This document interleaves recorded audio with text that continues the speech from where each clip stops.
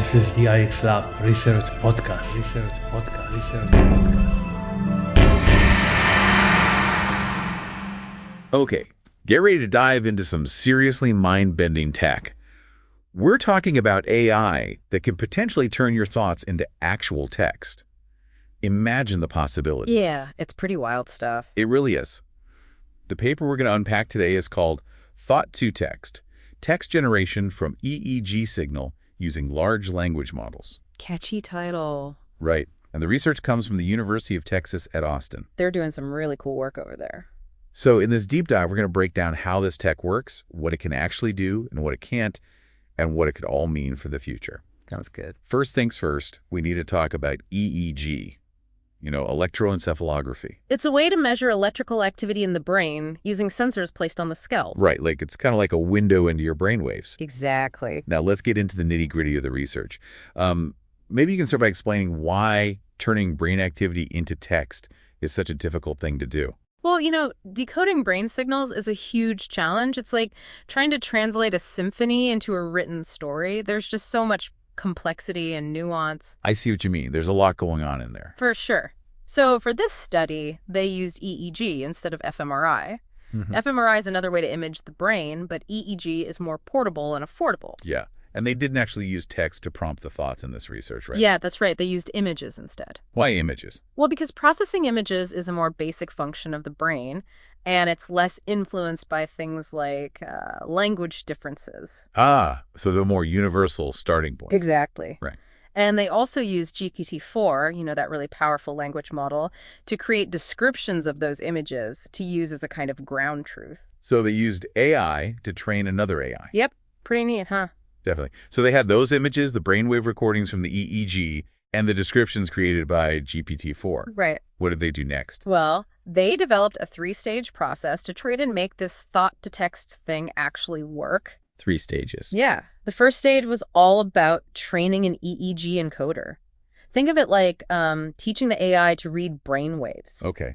So they're converting those raw EEG signals into something the AI can understand. Exactly. Like patterns that make sense to the machine learning algorithms. And what about the second stage? Let's talk about that after a quick break. Sounds good. We'll be right back. Stay tuned. Okay, so where were we? Stage 2 of the process. Yeah. Priming the LLMs. Right. The LLMs, those are the large language models, like, the ones that can write poems and generate code. The AI heavy hitters. So what do they mean by prime them? It's basically like giving the AI a crash course in, visual storytelling, you could say. In this stage, they fed the LLMs tons of data pairing images and text descriptions. Showing the LLM a bunch of pictures and saying, hey, this is a mountain, this is a cat. Exactly, giving it a visual dictionary to learn the connection between images and the words that describe them. Ah, building up a mental image library for the AI, so it can start to understand how we describe what we see. Yeah, precisely. And they tested this with 3 different LLMs, actually. Llama V3, Mistral V03, and Quintuum 57B. Trying different brains for the AI, see which one learns best. Yeah. So then, stage 3. Are you ready for the grand finale? Hit me with it. Ah. What happens in the final stage of this thought-to-text process? Stage 3 is all about fine-tuning with EEG. Taking everything the AI learned and trying to generate text from the actual brainwave data. Okay, so now instead of giving the AI an image and saying, describe this, they're giving it the brainwaves of someone looking at an image and saying, what do you think they're seeing? Exactly. It's like saying, all right, AI, show us what you've got. Can you turn these brainwave signals into a description of the image? Wow. Did it work?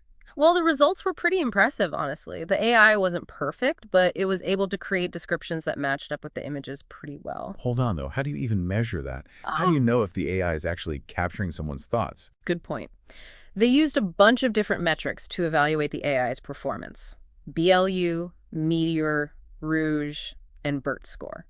Those are ways to measure how well-generated text aligns with a target text. Yep. They're basically checking how close the AI's description was to the original image descriptions that GPT-4 created. So AI evaluating AI, it's getting kind of meta. Yeah, but it's smart. They even got GPT-4 to judge the quality of the AI-generated text, too. Great. Like having a professional editor look it over. Very thorough. So is that priming stage important? Where they show the AI all those Images and descriptions? It was actually super important. They tried training the AI without that priming stage, and the results were much worse across all three LLMs. Oh, wow. So that visual dictionary step was key. It was. It's like, well, trying to learn a language without knowing any of the words. Right. You need that foundation, that vocabulary to build on. Exactly. And that's what makes this research so interesting. To create really good thought-to-text AI, we can't just focus on brainwave patterns. We also need to teach it about all those things that influence our thoughts. You know, experiences, knowledge, language. All messiness of human thought. Right. And that's what makes this field so exciting. It's about connecting the human mind with the digital world, opening up so many possibilities. I'm curious, though, is this something we'll actually see in our lifetime? Are we all going to be walking around with mind-reading devices soon? Well, not quite yet. This tech is still in its early stages. There are a lot of challenges to overcome before we can really translate thoughts into text in real time. Okay, I'm all ears. What are some of the biggest roadblocks? Well, for one, brain activity is just incredibly complex. You know, EEG signals, it's like listening to whispers. There's a ton of noise in the data that makes it hard to pick out the specific brainwave patterns that are connected to thought. Filtering out all that static and interference to get to the actual thought. That's got to be tough. Oh, yeah. It's like trying to have a conversation in a room where everyone's talking at once. Can't even hear yourself think. Right. And what about the limitations of EEG itself? Can it really tell you exactly what someone is thinking or feeling? That's a great question. One of the biggest limitations is its spatial resolution. EEG can tell us that there's brain activity happening, but it can't pinpoint the exact location as precisely as other methods like fMRI. So it's kind of like having a blurry map. You can see the big picture, but not the details. Perfect analogy. So EEG can tell us someone's thinking about something, but not exactly what or which specific part of their brain is active. Like reading a book with missing pages. You might get the general idea, but you're missing some key stuff. Exactly. And that can make it really hard to decode complex thoughts and emotions. So even if we could filter out all the noise, the technology itself still has limitations. Exactly. That's why researchers are already looking at other brain-computer interfaces, that might be able to give us more detail. Like higher resolution brain-computer interfaces. Yeah, things like implanted electrodes or magnetoencephalography, MEG, they could give us a much clearer picture. Okay, so more advanced brain-computer interfaces are on the horizon. What else is being done to push the boundaries of this thought-to-text technology? A lot of the focus is on improving the AI algorithms themselves, making them better at decoding brain signals and filtering out that noise, and generating more accurate text, of course. Refining the engine of this mind-reading machine. Right.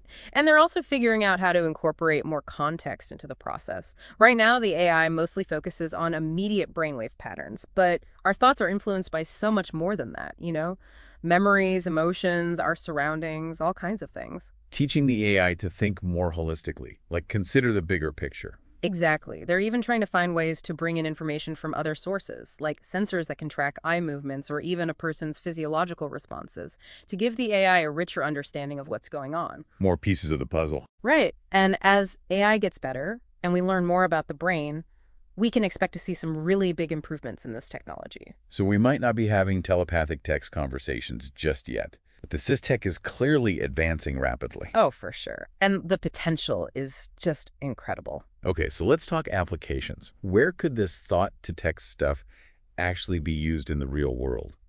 Well, possibilities are, they're pretty vast. Some are already being explored. One of the most promising areas, I think, is assistive technology, for people with severe communication impairments. Yeah, that makes a lot of sense. People who've lost the ability to speak due to conditions like ALS or locked-in syndrome. Mm-hmm.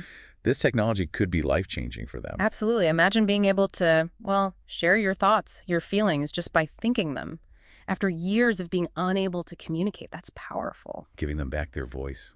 A way to connect with the world again. Exactly. And it's not just about communication, This technology could also help people control assistive devices, like wheelchairs or prosthetic limbs, just by thinking about the action they want to perform. Mind over matter, literally. Yeah, it's pretty amazing. And that's just assistive technology. We could also see applications in healthcare more broadly. Oh, interesting. Like what? Well, imagine using this to diagnose and monitor mental health conditions, for example.